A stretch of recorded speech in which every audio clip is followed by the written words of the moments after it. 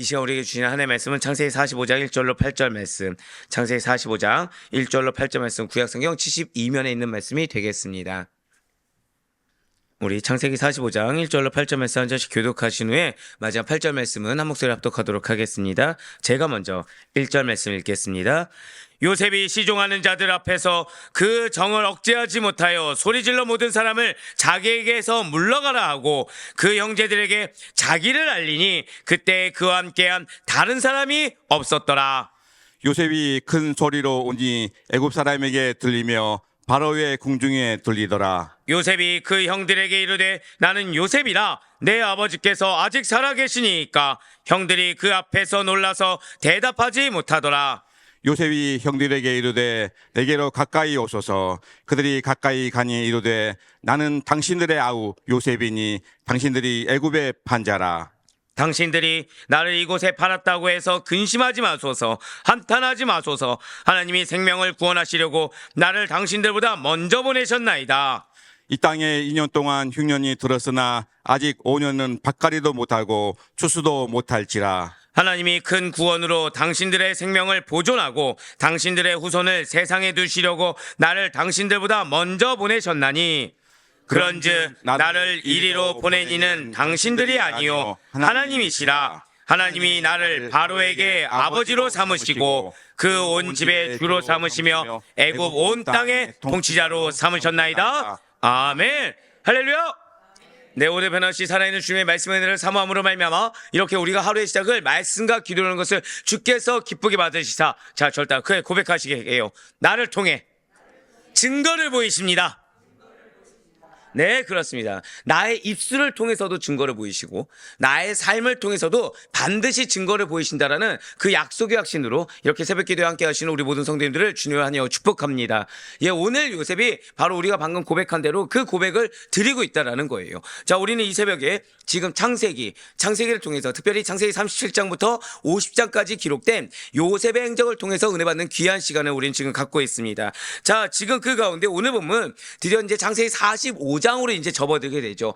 45장 1절부터 8절까지의 말씀은 요셉이 이제 드디어 회개한 형들의 진심을 확인합니다. 그리고 화해한 이야기를 담고 있는 감동스러운 장면이 바로 오늘 내용이 된다라는 거예요.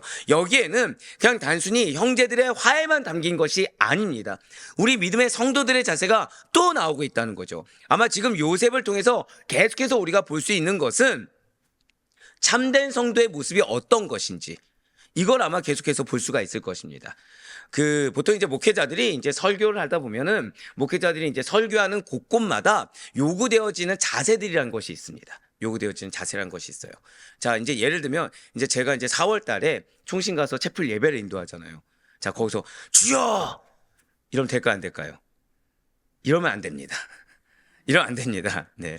이러면 안 되고, 이제 보통 이제 설교단에서는 우리가 뜨겁게 할 수 있지만 그 가운데 앞에 있는 대상이 이제 목회자들이고 그리고 신학생들이다 보니까 거기에서는 아무래도 이제 강의하듯이 잔잔하게 할 필요성이 있다라는 거죠. 자, 지금 역시 마찬가지예요. 우리가 뜨거울 땐 뜨거울 수 있어야 되고 우리가 잠잠할 땐 잠잠할 수 있어야 됩니다. 지금 요셉은 어떤 모습을 보이고 있습니까? 요셉은 절제하는 모습을 계속 보이고 있어요. 요셉은 잠잠한 모습을 보이고 있습니다. 근데 오늘 본문을 통해서 사실은 하나님 앞에서 한번 고백하실게요. 때로는 뜨겁게 표현할 수 있어야 합니다.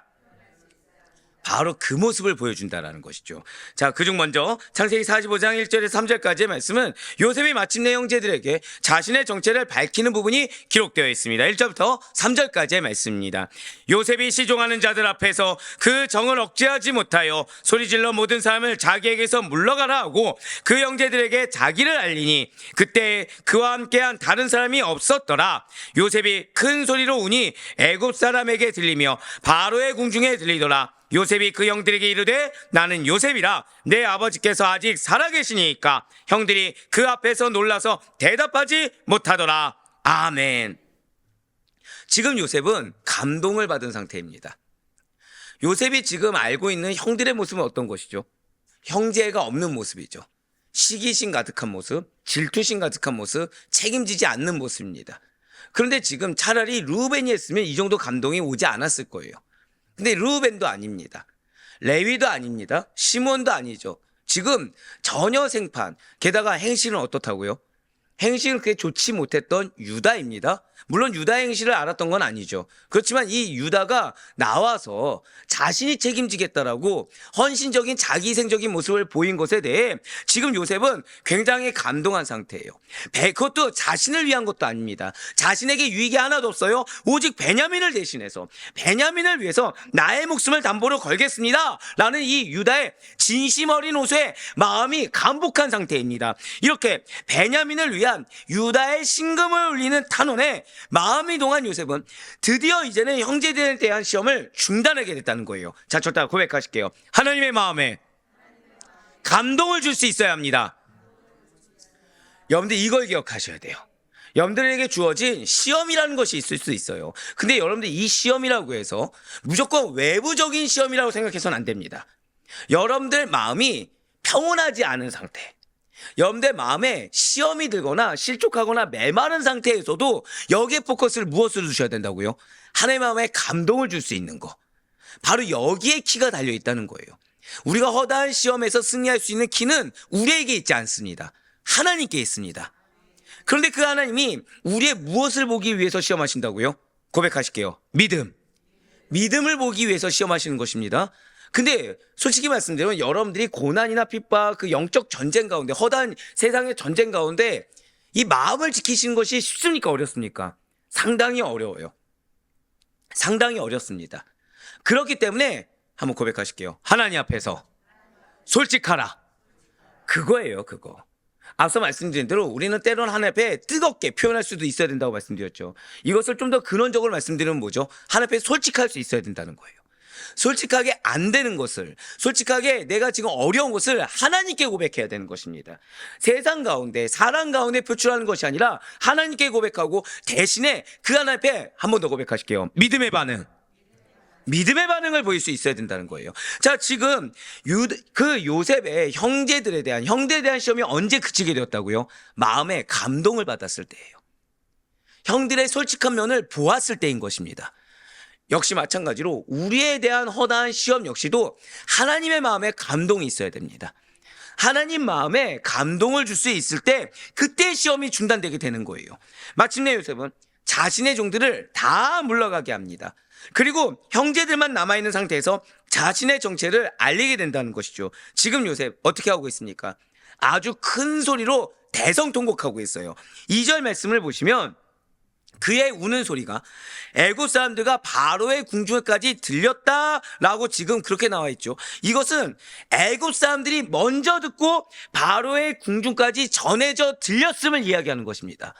자, 지금 어디에 있죠? 요셉의 집에 있죠. 근데 얼마나 크게 울었으면 애굽 사람들도 들리고 떨어져 있는 바로의 궁전까지 들릴 수 있었다라고 우린 그렇게 생각할 수 있다는 거예요. 굉장히 이것은 특별한 일입니다. 굉장히 특별한 일이에요. 왜냐하면 평소에 실제 고대 근동사를 보면 이 요셉의 모습은 근엄합니다. 근엄하고 그는 지금 이전까지도 위험이 있었고 그리고 굉장히 냉철한 모습으로 평가되어지고 있어요. 당연히 그럴 수밖에 없겠죠. 왜입니까? 지금 요셉의 권한 중에 하나가 무엇이죠? 곡식을 나눠주는 것입니다. 자, 이거에 대해서 냉철하지 아니하면 불평등하게, 불균등하게 나눠줄 수밖에 없겠죠. 그러니까 요셉은 게다가 이방인입니다. 노예의 신분이었기 때문에 다른 누구보다 공정하게, 즉 나의 감정을 드러내는 것이 아니라 정해진 대로 살아가고 정해진 대로 통치할 수밖에 없는 입장이 요셉의 입장이었다는 거예요. 그런데 지금 그렇게 근엄했던 요셉이 지금 처음으로 무엇을 드러냈습니까? 감정을 드러낸 겁니다. 그랬던 그가 이렇게 울었다라는 소식이 급속도로 퍼져나가서 바로의 궁 안에 있는 사람들이 모두 알게 되었다라는 의미라는 거죠. 그러니까 굉장히 놀랄만한 사건이라는 거예요. 그렇습니다. 분명 요셉은 이전까지 형들을 시험하는 중에서도 울음이 나올 만하면 꾹꾹꾹 잘 참아왔습니다. 그만큼 고백하실게요. 절제를 굉장히 잘하던 요셉이었다는 거예요. 그러니까 절제가 안 되는 상황 가운데 울음이 터져나오는 것이 아니라 몇 년 동안 절제를 잘하는 과정 가운데 참다 못해서 폭발하듯이 터져나왔다는 것이죠. 그랬던 요셉이, 그 절제를 잘하던 요셉이 그것도 지금까지 근엄하게 위엄있게 냉철하게 있던 요셉이 이처럼 형제들 앞에 이제 폭발하듯이 터져서 큰 소리로 울었다는 거예요. 왜입니까? 대체 왜 요셉은 더 이상 참지 못하고 바로 이 시기에 마음의 감동을 받자마자 제일 먼저 감정이 주체할 수 없을 정도로 표출하게 된 것입니까? 분명 요셉은 지금까지는 혈육에 대한 정을 잘 억제하고 잘 참아왔어요. 하지만 이제 유다의, 절대 고백하실게요, 진심을 알게 되었습니다. 바로 그거죠. 여러분들, 이 말씀 전하기 전에, 자, 여러분들, 우린 모두 다 은혜를 바라죠. 자, 1번과 2번이 있다 한번 생각해 보시기 바래요. 1번, 은혜를 찔끔찔끔 받는 겁니다. 가뭄에 콩나듯이 하나님 계신가 의심될 만하면 톡 던져주시고, 또 의심될 만하면 톡 던져주시고, 이쪽이 있고요. 두 번째는 가만히 있어도 은혜가 폭포수처럼 부어지는 거예요. 축복이 있을지어다. 이쪽이었나요? 아멘이? 네. 가만히 있어도 내 상태가 좋든 안 좋든 어떻게 돼요? 뭐 별로 원치 않으시는 것 같은데요. 은혜를 부어주시는 거죠. 1번이 났습니까? 2번이 났습니까? 그 누구라도 2번일 거예요. 그러니까 내 상태가 어떠하든지 간에 폭포수처럼 부어주시는 그런 은혜를 바란다는 거죠. 자, 지금 이 요셉이 언제 폭포수와 같이 감정이 표출되었습니까? 유다의 진심을 알게 되었을 때. 여러분들, 우리가 하나님의 마음에 감동을 준다는 것은 놀라운 일입니다. 우리가 하나님의 마음에 어떤 일이 있어도 내 진심을, 자, 지금 방금 제가 마음에 감동을 주는 방법 중에 첫 번째를 지금 뭘 말씀드렸죠? 내 마음의 진심을 드려야 돼요. 내 마음의 진심이 무엇인지를 솔직하게 고백할 수 있어야 됩니다. 이것이 감동을 주는 첫 번째예요. 감동을, 하나님 마음에 감동을 드리면 내 상태와 상관없이 기름 부음을 받게 된다. 은혜를 폭포수같이 부어준다는 것을 지금 요셉이 보여주고 있는 겁니다. 그러니까 우리가 왜 외식하지 말아야 된다, 솔직해야 된다, 그 이유는 다른 데 있지 않습니다. 포커스가 나한테 있다고 한다면 우리는 얼마든지 숨겨야 되고, 포커스가 사람에게 있다고 한다면 사람 눈에 보기 좋을 것이 무엇인지를 우리는 연구해야 되겠죠. 그런데 우리가 하나님 앞에 서 있는 우리 그리스도인이요 하나의 백성이기 때문에 하나님 앞에 솔직해야 된다는 거예요. 그런데 내가 하나님 앞에 솔직한 것이 당연한 것 같고 우리의 마음을 감찰하시기 때문에 두려운 마음에 행하지만, 아이러니한 거는 그 마음, 그 모습이 하나님께 감동을 주는 것이고, 그것이 하나님을 말미암아 이렇게 은혜를 폭포수같이 부어줄 수 있는 초석이 된다라는 것이죠. 예, 맞습니다. 지금 유다의 진심을 보았어요. 유다의 마음을 보았습니다. 더 이상은 형제에 대한 사랑의 감정을 억제하지 못하게 됐다는 거예요. 자, 제가 방금 어떤 감정을 말씀드렸습니까? 사랑의 감정이라는 거죠. 하나님 여러분들을 사랑하십니다. 자, 이 말씀을 모르는 분은 없어요. 하나님 우리를 사랑하신다는 거죠. 근데 그 사랑이 폭포수와 같이 표출되는 거, 무엇부터 시작한다고요? 진심을 드러내 보였을 때, 내 마음을 보였을 때. 그래서 애굽의 총리라는 이 지휘와 채통조차도 다 잊어버리고 자신의 감정을 그대로 다 내보이며 통곡한 것입니다. 또 이렇게 내 마음을 진심을 보인다라고 해서 안 좋은 걸 드러내라, 이 뜻이 아니겠죠. 지금 유다의 진심이 어디에 있었습니까? 요셉을 생각하는 마음, 베냐민을 생각하는 마음, 형제를 생각해서 나를 버리고 누가 더 중심됐습니까? 형제가 중심되듯이 우리가 하나님께 대한 진심은 내가 아니라 누가 중심돼야 되는 거예요? 하나님이 중심돼야 된다는 거. 할렐루야. 여기에 하나님의 마음에 감동이 될 수 있다는 거, 하나님이 우리에게 은혜를 폭포수와 같이 부어줄 수 있는 그 초석과 지름길이 된다는 사실을 절대 잊지 마시길 바라요. 그리고 이러한 요셉의 태도가 또 하나를 보여주고 있다는 거예요. 바로 하나님을 섬기는 우리 성도님들의 자세와 관련해서 또 한 가지의 교훈을 보여주고 있다는 것이죠. 사실 우리는 때로는 체면 때문에, 때로는 개인의 생각과 입장 때문에 하나님 앞에서 내 마음을 그대로 표현하지 못할 때가 좀 많습니다. 우리는 찬양을 하거나 기도를 할 때 때로는 하나님 앞에서 기뻐서 막 춤을 추고, 기뻐서 막 서서 부르짖고, 때로는 통곡을 하면서 눈물까지도 쏟아내고 싶을 때가 있다라는 거예요. 그런데 실상 우리는 그렇게 하지 못하는 경우가 많다는 거죠. 그렇게 은혜를 받고 표현을 하는 것보다 내가 나에게 주어진 처지, 내 위치, 또는 아이러니한 거는 한번 여쭤볼게요. 예배가 우선입니까? 봉사가 우선입니까? 근데 아이러니한 건 봉사 때문에 예배에 집중하지 못하게 되는 경우도 허다하다는 거예요. 그러니까 가장 본질적이고 중요한 것을 놓치는 경우가 너무나도 많다라는 거죠. 왜 그렇게 되는 것일까요? 왜 그렇게 되는 것입니까? 그것은 바로 지금 나와 하나님과의 관계보다 내 자신의 체면, 그리고 일, 사람의 이목이 더 중요하게 여겨지기 때문이라는 거예요. 그러나 이것은 외식입니다. 내가 누군가가 나를 어떻게 보느냐, 내가 지금 내 위치가 어느 위치냐, 이거보다 더 중요한 것은 하나님 앞에서의 나의 자세입니다. 교회는 은혜를 받아야 됩니다. 교회는 예배보다 중요한 것이 없어요. 교회는 하나님과 나와의 관계보다 다른 것이 우선돼서는 안 됩니다. 일이나 내 직분으로서의 위치보다 더 중요한 것은 성도로서의 위치입니다. 어제 우리 이제 협동 목사님으로 심호하고 계시는 김성욱 교수님 인터뷰가 있었어요.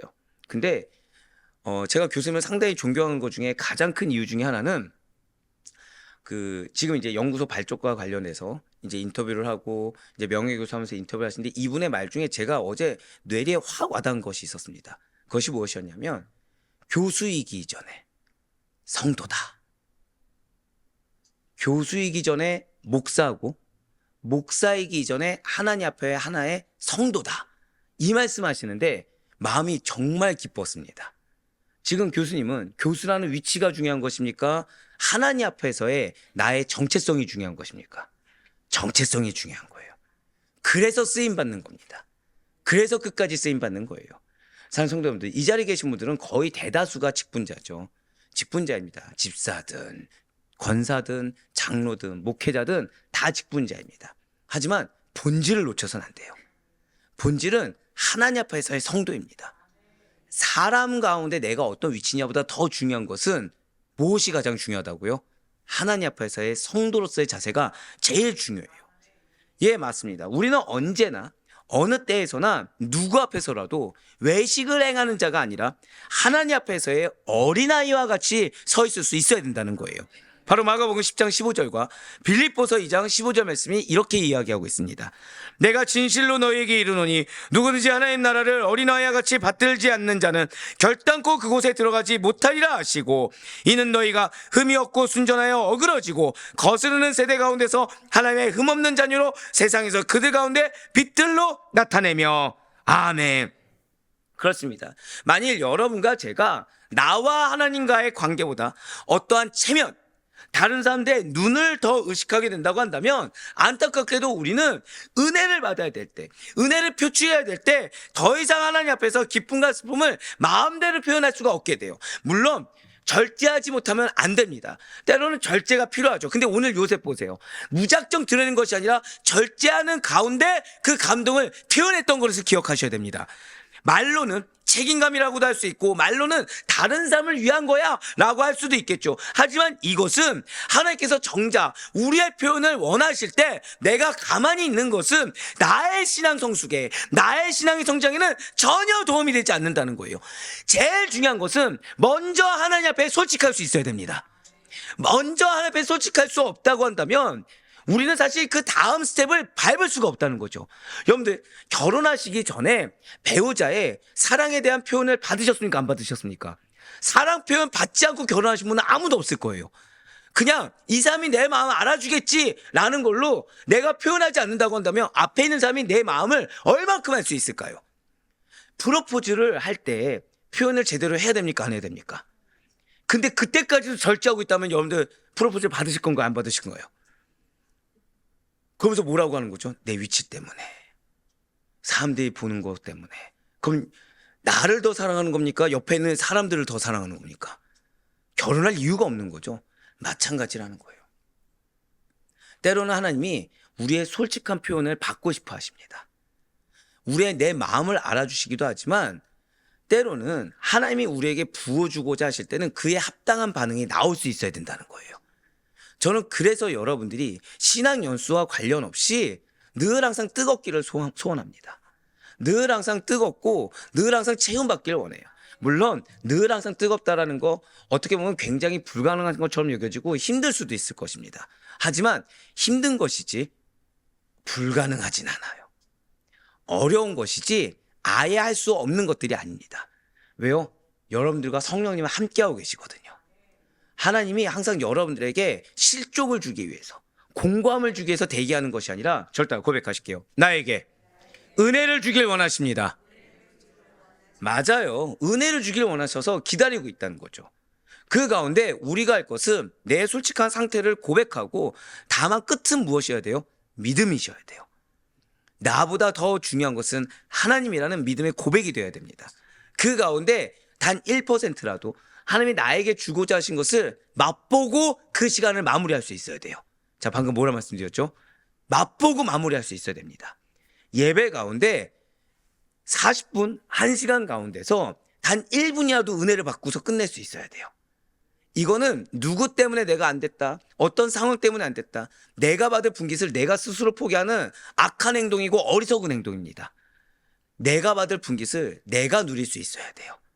한번 고백하실까요? 내가 침노하겠습니다. 그래서 저의 계속해서 목회 모토는 침노하는 자세를 우리 성도님들이 취하셔야 된다는 것입니다. 은혜를 받으면 누가 좋습니까? 내가 좋죠. 근데 내가 누구 때문에 은혜를 못 받다라는 말이 중요합니까? 내가 은혜를 받는 것이 중요합니까? 그걸 놓치면 안 된다는 거예요. 자, 지금 요셉은 무엇이 중요합니까? 형제들하고의 감격스러운 이 마음이 중요합니까? 하인들이 날 어떻게 볼까가 중요합니까? 애굽인들이 날 어떻게 볼까가 중요합니까? 지금 형제들이 중요합니까? 바로 그거예요. 물론 자신의 신부 위치 때문에 물러가긴 했죠. 근데 거의 유명무실하죠. 왜냐? 애굽에 있는 사람들이 알게 되었으니까. 예, 맞습니다. 우리는 본질을 놓쳐서는 안 돼요. 나 자신을 둘러싸고 있는 이 아담의 무화과 나무 잎으로 만든 옷 같은 것들을 벗어버리고, 인간적이고도 세상적인 거칠애를 벗어버리고, 있는 그대의 모습을 하나님께 드릴 수 있는 어린아이 같은 순수한 신앙의 소유자로 인정받으며 설 수 있는 여러분과 제가 되길 간절히 소망합니다. 그래서 이렇게 요셉이 하고 있는 대성통곡에는 형제들에 대한 애정, 사랑이라는 의미도 있지만, 형제들의 그 진심 어린 회개에 대해서 용서하고 대화를 이루게 되는 재회의 기쁨도 있다는 거예요. 자, 이 감정의 표출에 뭐가 있다고요? 솔직한 감정의 표출에는 고백하실게요. 사랑, 기쁨, 두 가지가 다 있는 거예요. 형제들에 대한 사랑도 있지만, 그 형제들, 내가 말하던 형제들과의 재회의 기쁨이라는 의미도 담겨 있다는 거죠. 그렇습니다. 사무치는 정에 의해서 참지 못한 눈물이요, 이제 형제들과 다시 만나게 된 기쁨의 눈물이 지금 요셉에 흘리는 눈물인 것입니다. 근데 이것이 어떻게 해서 시작하게 되었냐는 거예요. 만일 형제들의 솔직한 고백이 없었다고 한다면, 만일 형제들의 진심 어린 회개가 없었다고 한다면, 만일 형제들의, 절대 고백하실게요. 내가 한 사람입니다. 바로 그 남은 자, 오늘도 이제 설교 뒤에 나오겠지만, 그 남은 자로서의 한 사람이 없었다고 한다면, 이러한 감격과 기쁨의 상봉이 어떻게 이룰 수가 있겠습니까?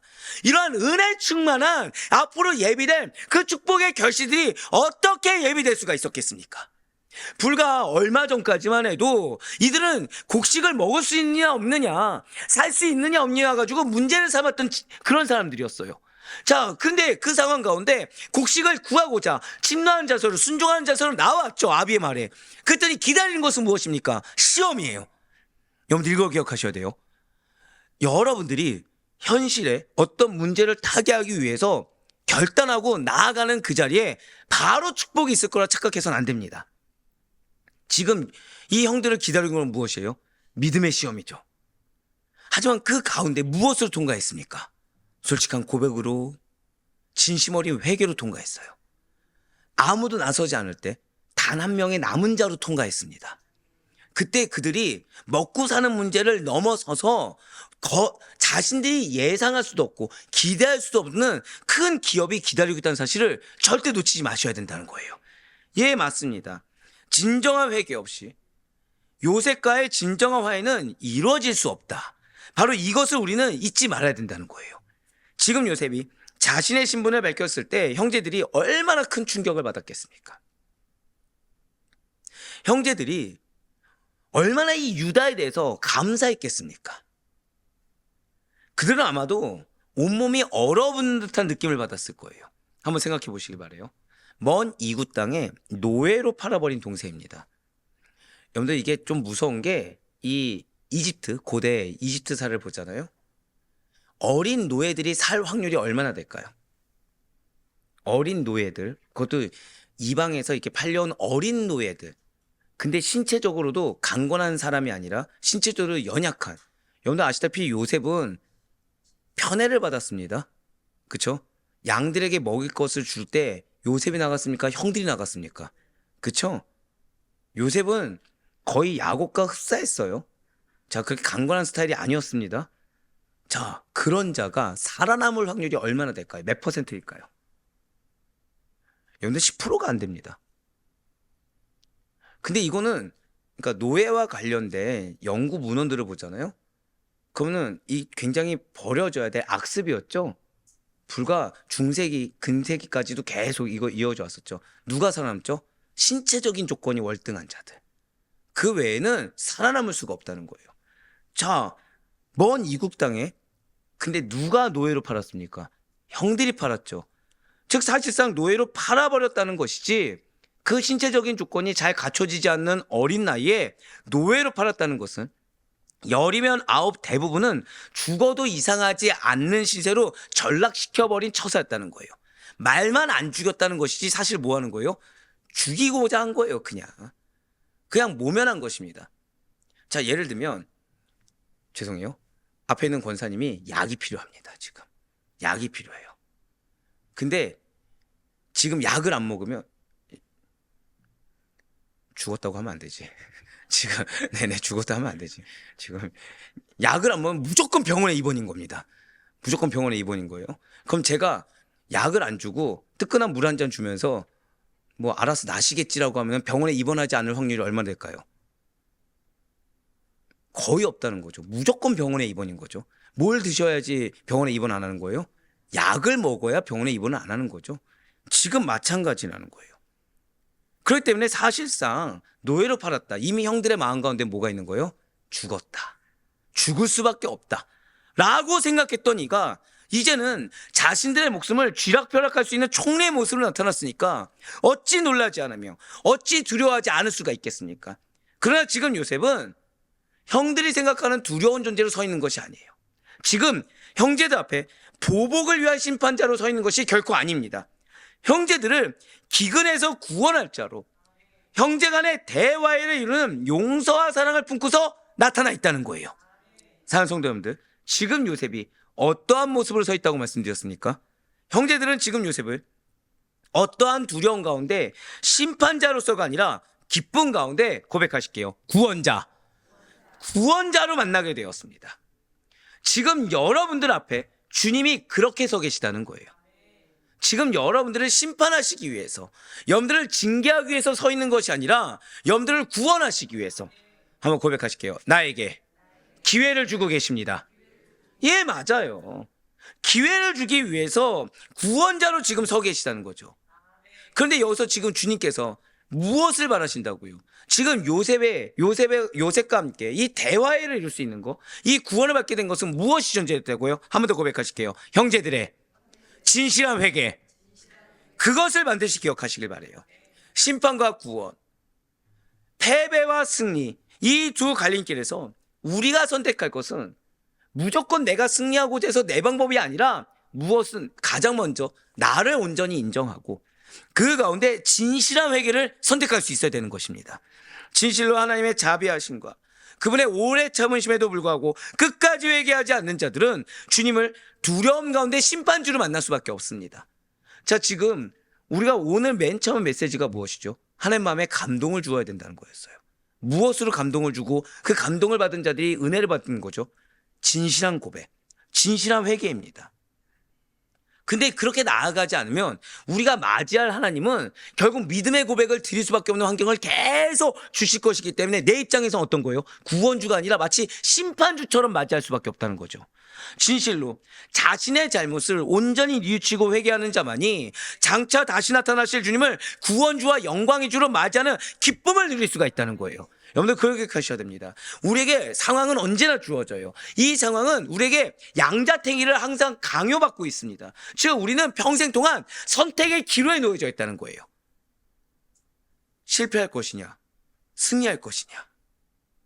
심판을 맞이할 것이냐, 구원을 맞이할 것이냐.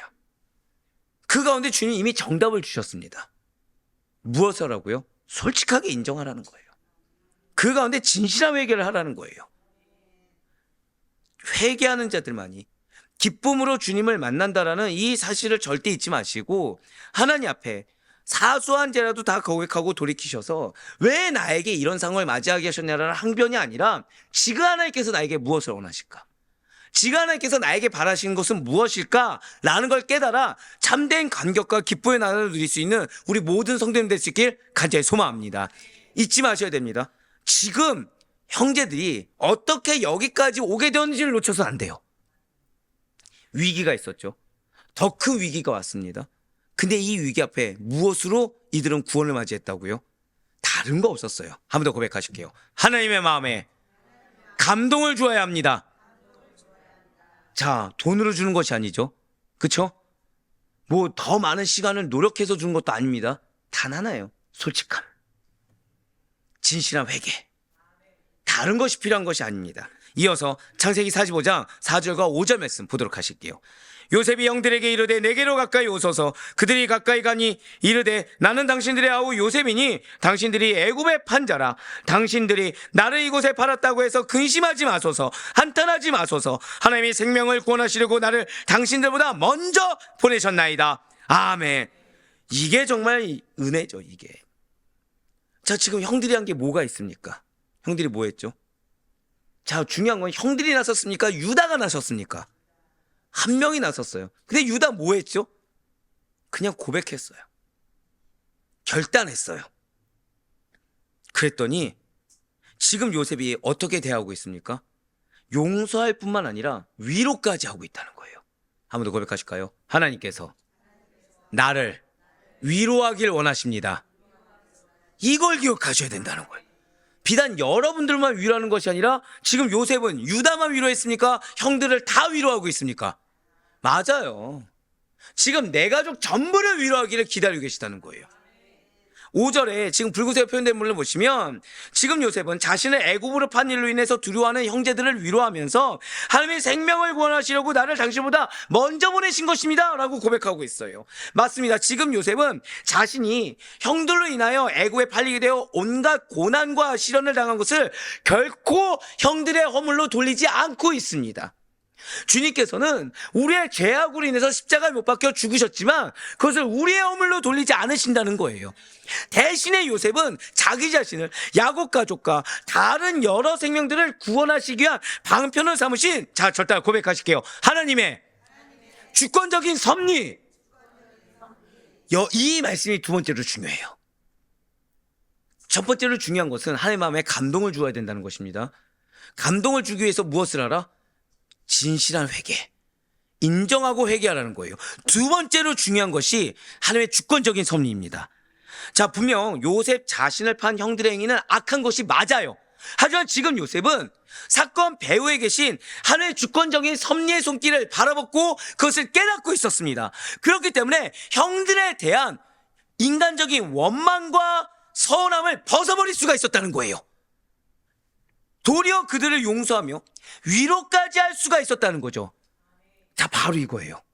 한번 여쭤보겠습니다. 자, 여러분들 이 세상을 살아가는데 말씀을 굳이 잘 알아야 합니까? 막 머리에 쥐날 정도 알아야 합니까? 알아야 됩니다라고 아무도 얘기 안 하시는군요. 이건 뭐죠? 왠지 대답은 알아야 합니다라고 해야 될 것 같은데 너무 어렵고, 야, 저 인간이 또 여기서 내가 알아야 됩니다 하면 또 얼마나 또 하드한 트레이닝을 준비할까. 벌써 불신앙이, 저는 저에 대한 불신앙이 이제 하나님에 대한 불신앙이 아니라고 믿고 있습니다. 아주 기쁜 피드백을 받았어요. 아멘. 네, 그렇죠. 이 피드백을 받았어요. 이 교수님이 굉장히 쉽게 가르쳐 주셨잖아요. 저한테 그러시더라고요. 이게 우리 아델포유교회 성도님들의 수준을 자기가 너무 낮게 본 건 아니냐. 저는 뭐라고 했을까요? 목사님이 한 거보다 교수님이 한 것이 더 은혜가 됐다고 전 피드백을 받았습니다 라고 했을 때, 그럼 조금만 올려보겠습니다 라고 해서, 예, 그 정도면 족할 것 같습니다 라고 했습니다. 괜찮아요. 이거는 아멘을 바라지 않습니다. 저는 교수님이 박사 정도로 하길 원했지 석사 초년생으로 받는 걸 원치 않았거든요. 자, 그런데 좋아요. 양육 왜 받으셔야 되죠? 양육 왜 받으셔야 됩니까? 왜 알아야 되죠? 승리하기 위해서. 그럼 알지 못하면 승리 못합니까? 알지 못하면 증거 못합니까? 똑바로 알기 위해서. 똑바로 알기 위해서 무조건 다 알아야 되나요? 왜 이 질문들을 드릴 수 있잖아요. 안다고 신앙생활 잘하는 것도 아니었고 옆에서 우리가 지켜보면 만약에 안다고 신앙생활 잘하면 모든 신학생들과 모든 목회자들과 모든 학자들은 다 올바르고 똑바른 길만을 걸어야겠죠. 그렇죠? 근데 또 모른다고 해서 문제가 안 된다는 것도 우리는 그렇게 말할 수가 없죠. 오히려 무모하기 때문에 또 신앙생활을 잘 못하는 경우도 우리는 봤기 때문에. 근데 중요한 것은 성경은 우리에게 명령하고 있다는 거예요. 우리 평생토록 어느 분량까지 이뤄야 됩니까? 그리스도의 장성한 분량까지. 자, 왜입니까? 지금 요셉이 그것을 우리에게 답을 주고 있다는 거예요. 여기에 키가 있습니다. 지금 요셉은 하나님의 주권적인 섭리를 깨닫고 있습니까? 모르고 있습니까? 깨닫고 있죠. 깨달아야만이 승리할 수가 있는 겁니다. 그럼 왜 양육을 받고 왜 말씀을 많이 알아야 되냐? 그 상황마다 항상 말씀이 한 가지 말씀으로만 동일하게 적용될까요? 아니면 다양할까요? 다양하죠. 하나님의 주권적인 섭리는 인간이 측량할 수 없을 정도로 다양합니다. 크고 깊고 넓습니다. 그에 따라 사단의 공격은 또 어떻습니까? 천편일률적인가요? 아니면 다 굉장히 다양하게 공격한가요? 다양하게 공격하죠. 우리 오늘 이제 셔틀 차 안에서 이제 신천지의 공격에 대해서, 이단에 대해서 얘기를 나누고 왔어요. 이단의 공격은 다양할까요? 10년 전과 동일할까요? 굉장히 다양합니다. 굉장히 다양합니다. 허를 항상 찌릅니다. 그러면 알아야지 대응할 수 있습니까? 몰라도 대응할 수 있습니까? 알아야 대응할 수 있죠. 예, 맞아요. 오늘 본문의 요셉과 같이 진정으로 하나님의 주권과 섭리를 깨닫고 그것을 인정하는 자는, 자, 깨닫는 데서 끝나지 않고 무엇까지 가야 되는 거예요? 인정입니다. 알아야 인정을 합니다. 모르면 나를 인정합니다. 알면 하나님을 인정하는 단계까지 갈 수는 있다는 거예요. 근데 모르면 가는 그 초입조차 들어갈 수가 없습니다. 그렇게 인정하는 자는 원수까지도 용서하고 사랑할 수 있다는 거죠. 왜입니까? 원수의 악행까지도 선으로 바꾸시사 당신의 뜻을 이루어 가시는 하나님의 주권적 섭리의 손길을 알 수 있고 깨달을 수 있으며 바라보고 내가 그것을 체감할 수 있기 때문이라는 거예요. 그래서 사도 바울이 우리에게 이렇게 고백하고 있는 것입니다. 로마서 8장 28절의 말씀 보시길 바랍니다. 우리가 알거니와, 처음부터 뭘 말하고 있어요? 알거니와 하나님을 사랑하는 자, 곧 그의 뜻대로 부르심을 입은 자들에게는 모든 것이 합력하여 선을 이루느니라. 자, 우리는 보통 뭐만 바라보죠? 선을 이룬다, 결과만 봅니다. 그 시작이 무엇입니까? 알거니와예요. 알거니와. 알아야 어떻게 합력해서 선을 이룰 수 있는지를 바라볼 수 있는 겁니다. 모르면서 무작정 선을 이루시겠지라고 하면서 내가 전혀 하나님이 알려준 길이 아니라 모르니까 다른 길로 가면서 선을 어떻게 이루겠습니까? 물론 하나님은 그럼에도 불구하고 선을 이루시는 분은 맞아요. 돌아가겠죠. 그러니까 내 인생에 왜 나는 자꾸 매번 똑같은 걸로 넘어지는가? 왜 나는 매번 이 상황이 타개되지 않고 왜 나는 매번 똑같이 돌아가는가? 라고 생각이 드신다고 한다면 제일 먼저 우리가 해야 될 것은 하나님을 알아야 됩니다. 내가 생각한 하나님이 전부라는 생각을 버려야 돼요. 그건 교만입니다. 하나님을 온전히 알고 그 가운데 내가 그 하나님 안으로 들어가야 돼요. 두 번째가 무엇이에요? 내가 하나님 안으로 들어가야 됩니다.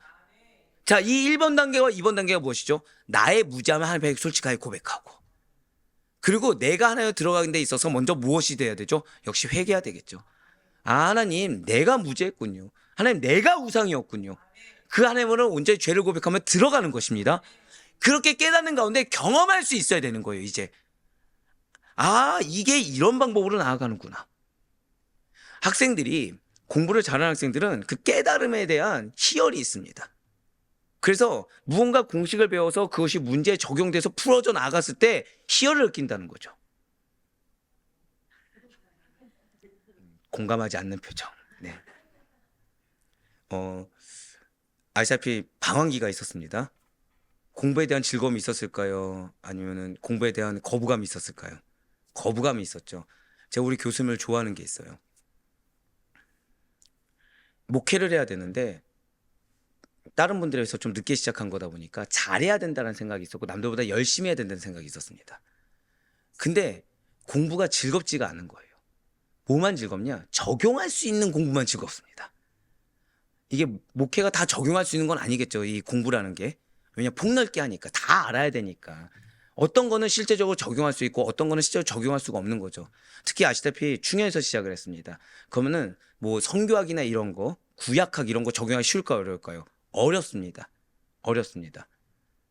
아이러니한 거는 양구를 가니까 성교학이 정말 이게 확 와닿더라고요. 근데 중요한 거는 공부가 루즈하고 그러니까 이렇게 좀 편식하듯이 공부할 때 그때 저를 깨주시면서 깨는 방법으로 칭찬이라는 걸 도입해 주신 분이 누구시죠? 지금 교수님인 거예요. 뭘 해도 뭐 하시는 거예요? 잘한다, 잘한다, 잘한다. 진짜 잘하는 줄 알았죠. 지금 그때 냈던 자료들을 보면은 어이구 주여. 지금 이게 어떻게 이게 지금 칭찬받을 내용일까요? 막. 근데 잘한다, 잘한다 하니까 더 칭찬받고 싶으니까 어떻게 되는 거예요? 더 공부를 하는 거예요. 더. 여러분들 하나님께 칭찬을 받으시길 바래요.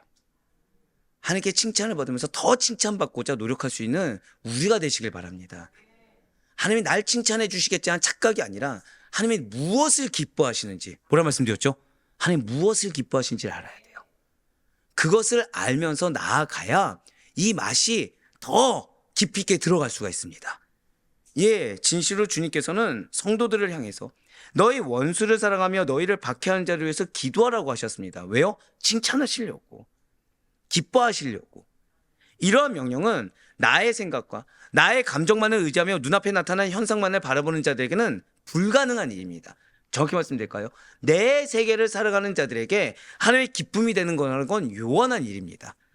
하지만 하나님의 주권과 섭리를 알고 깨달으며 믿고 인정하여 그 주권과 섭리 안으로 들어가는 자들에게는 너무나도 당연하게 가능한 일이라는 거예요. 성경은 진리입니다. 근데 뭐라고 말씀하셨죠? 빈익비 부익부예요. 은혜를 받는 자는 계속 은혜를 받고요. 못 받는 자는 계속 못 받습니다. 이거를 끊을 수 있는 것은 아이러니하게 하나예요. 고백하실게요. 하나님의 마음에 감동을 주어야 합니다. 사실 그거예요. 진실로 우리는 하나님의 섭리를 깨달음으로 인해서 다른 이들을 용서하고 위로하며 자기 자신이 당한 고난을 뛰어넘어 능히 이겨낼 수가 있습니다. 오늘 본문의 요셉이 자신이 당한 고난을 인내로 극복할 수가 있었던 것은 고난마저도 하나님의 선하신 뜻이 담긴 섭리로 인정하고 받아들였기 때문이에요. 이러한 하나님의 섭리에 대한 깨달음이라는 것은 모든 시련과 역경을 극복할 수 있는 원동력이 된다는 사실을 잊지 마시길 바라요.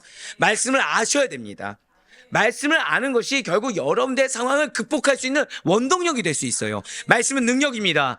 말씀이 여러분들이 알고 깨달으면 그것을 받아들였을 때 그 능력이 여러분들의 것임을 의심치 마시길 바라요.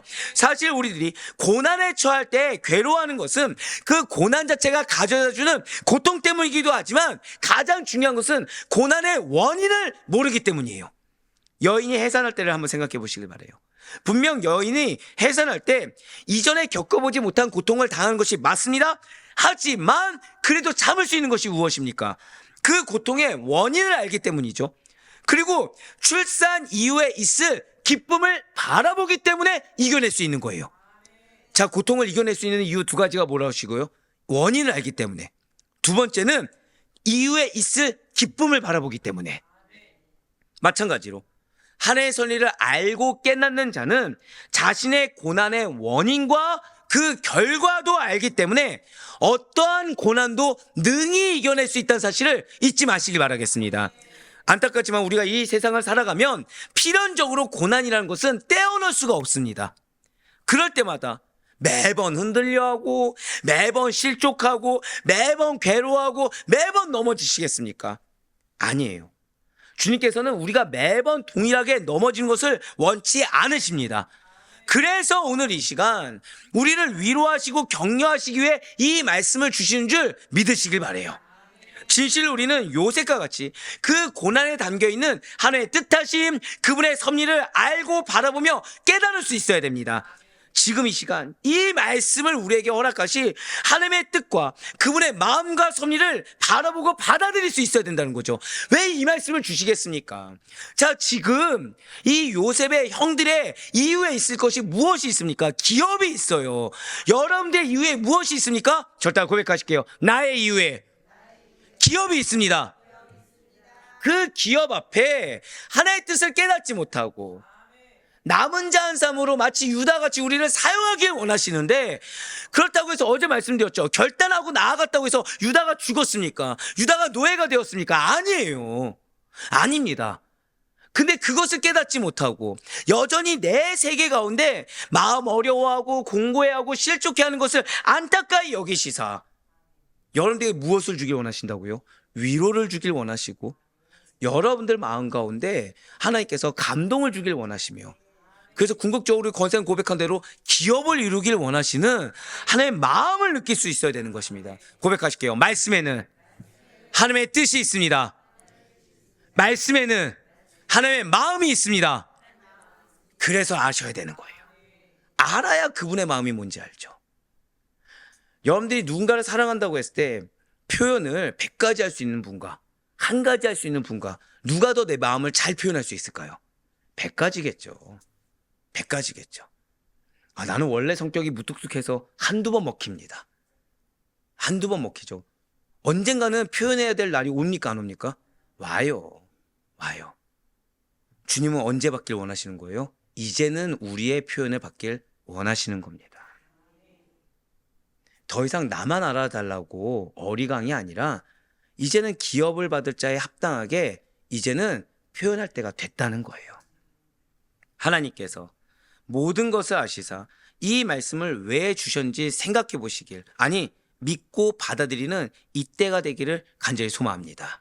지금 당하고 있는 그 고난 이후에 다가올 하나님께서 친히 준비하신 축복과 영광을 온전히 받아들이며 나아갈 수 있는 우리 모두가 되길 간절히 소망합니다. 이제 마지막으로 창세기 45장 6절부터 8절까지 말씀 보도록 하시겠습니다. 이 땅에 2년 동안 흉년이 들었으나 아직 5년은 밭갈이도 못하고 추수도 못할지라 하나님이 큰 구원으로 당신들의 생명을 보존하고 당신들의 후손을 세상에 두시려고 나를 당신들보다 먼저 보내셨나니, 그런즉 나를 이루어 보낸 이는 당신들이 아니요 하나님이시라. 하나님이 나를 바로에게 아버지로 삼으시고 그 온 집의 주로 삼으시며 애굽 온 땅의 통치자로 삼으셨나이다. 아멘. 지금 요셉이 2년 동안 흉년이 들었지만 앞으로 5년이 더 남았다고 알려주었습니다. 자, 이때 형제들이 얼마나 안도의 한숨을 내시겠습니까? 이때 얼마나 형들이 유다에 대해서 감사함이 들겠습니까? 한 번 더 고백하실게요. 반드시 나를 가족들이 알아주게 됩니다. 기억하세요. 기억하세요, 진짜로. 이때가 온다는 거예요. 지금 요셉이 이 말을 했을 때 형들이 유다에 대해서 얼마나 감사했을까요? 지금 요셉에 대해서 얼마나 감사했을까요? 하나님이 큰 구원으로 형들과 형들의 후손을 보존하기 위해 요셉 자신을 애고를 보내 총리로 삼아주셨다고 지금 설명했습니다. 그 가운데 7절에 붉은색으로 표현된 부분을 다시 한번 더 보시길 바라요. 지금 당신들의 후손, 이 후손이 고백하실게요. 남은 자. 지금 구약에서 남은 자 사상을 우리 이미 있다는 걸 알고 계시죠? 처음으로 등장한 부분입니다. 우리는 보통 남은 자가 선지서에서 나온다고 이렇게 생각하지만 사실 남은 자 사상이 처음 나온 게 어디라고요? 지금 창세기 45장이에요. 이 후손이 남은 자라고 오늘 본문에서 처음 사용됐다는 거죠. 이 남은 자는 아시다시피 이스라엘 민족 전체를 가리키는 것이 아닙니다. 이스라엘 민족 가운데서도 하나님에 대한 바른 신앙을 잃지 않는 삶을 가리키는 말이 바로 남은 자예요. 종말론적 관점에서는 하나님의 심판에서 제외되고 구원의 축복을 누릴 모든 삶을 가리키는 말이 바로 이 남은 자입니다. 그렇기 때문에 육적 이스라엘이 모두 다 남은 자가 아닌 것처럼 신약 시대를 살아가는 여러분과 저 역시도 교회에 출석한다는 명목상의 신자라고 구원을 받는 자라는 것이 아닌 것을 우리는 알 수 있어야 되는 거예요. 구원받은 남은 자가 되려고 한다면 나 교회 다니는 사람이야, 나 교회를 얼마나 많이 다녔어, 나 어떤 프로그램을 이수했어가 아니라 진정으로 주님께서 인정하시는 나 예수 믿는 사람이야가 되어야 된다는 것이죠. 오직 이 세상과 인간의 개인의 가치관에 물들지 않고 하나님께 대한 바른 신앙을 갖는 사람만이 남은 자로서, 그리고 주님께서 원하시는 합당한 합당한 반응을 보이는 자만이 남은 자로서 구원을 이루겠다라는 사실을 절대 잊지 않으시는 가운데 세상적인 어떠함이 드러나는 것이 아니라 하나님께서 인정하시는 남은 자가 여러분과 제가 되길 간절히 소망합니다. 그렇습니다. 주님은 반드시 여러분들에게 약속을 성취하실 거예요. 그러기 위해서 고백하실게요. 내가 유다입니다. 내가 남은 자입니다. 그걸 바라시고 계시는 거예요. 사랑 우리 아대표교회 모든 성도 여러분들, 사실은 오늘 본문의 요셉이야말로 진정한 남은 자였습니다. 어제 유다야말로 남은 자였습니다. 진실로 요셉은 자신의 인생 모든 일을 하나님께서 주관하신다는 사실을 잘 알고 있었고 그에 따라 형제들을 용서할 수가 있었어요. 자, 지금 남은 자는 어떤 자입니까? 오늘 말씀으로 따지면 남은 자는 하나님 마음에 감동을 주는 자입니다. 남은 자는 또 어떤 자입니까? 하나님의 섭리를 깨닫고 아는 자, 받아들이는 자입니다. 그래서 궁극적으로 하나님께서 주신 비전과 꿈을 성취하는 자가 남은 자인 것입니다. 그럼에도 불구하고 요셉의 고백은 8절을 한 번만 다시 한 번 더 보여주시길 바라요. 지금 붉은색으로 보내보시면 나를 이리로 보낸 이는 당신들이 아니요 하나님이시라 라고 고백하고 있어요. 현실적으로는 형제들에 의해 요셉이 애굽으로 팔렸던 것은 맞습니다. 하지만 요셉은 역사의 배후에서 자신을 애굽으로 인도하신 하나님의 손길을 바라보고 신뢰하며 형제들이 판 것이 아니다 라고까지 원수와 같은 형제들을 용서하고 받아들일 수가 있었다는 거예요. 이렇게 엄청난 고난과 시련을 이겨낸 요셉의 신실한 믿음이라는 것은 감히 말 몇 마디로 평가할 수 있는 것이 결코 아닙니다. 하지만 우리 모든 성도님들이 마땅히 본받아야 할 참된 신앙의 모델이 오늘 요셉이라는 사실을 잊지 마시길 바라요. 그래 바로 꺼놨기는 오늘 주님께서 여러분들에게 말씀하신 것은 명명백백합니다. 환경이나 사람이 아니라 언제 어디에서나 하나님의 마음에 감동을 줄 수 있는 한 사람이 여러분들이 되기를 원하신다는 거예요. 그리고 더불어서 언제 어디에서나 영적으로 무지한 자가 아니라 하나님의 주권을 인정하는, 하나님의 주권을 깨닫고 있는 이 요셉의 본을 따라 여러분들 역시도 내 삶을 조망하시는, 내 삶을 주관하시는 하나님의 섭리가 무엇인지를 늘 항상 알고 깨닫는 자가 되기를 원하신다는 거예요. 그래서 여러분들의 입술의 고백이 뭐가 되어야 되는 것입니까? 하나님께서 행하셨습니다. 그냥 입술로만 읊조리는 것이 아니라 그것이 진정 어린 감동으로 나올 수가 있어야 된다는 것이죠. 그래야 오늘 하루 여러분들의 닥친 허다한 일들을 하나님의 시선, 그분의 마음으로 조망하시고 그 안에 들어있는 하나님의 선하신 뜻과 계획을 발견하시는 성숙한 신앙인으로 살아가시기를, 그에 따라 여러분들로 인해 여러분들의 가족 역시도 여러분들을 통해 예수 그리스도를 만날 수 있기를 주님의 이름으로 간절히 축원합니다.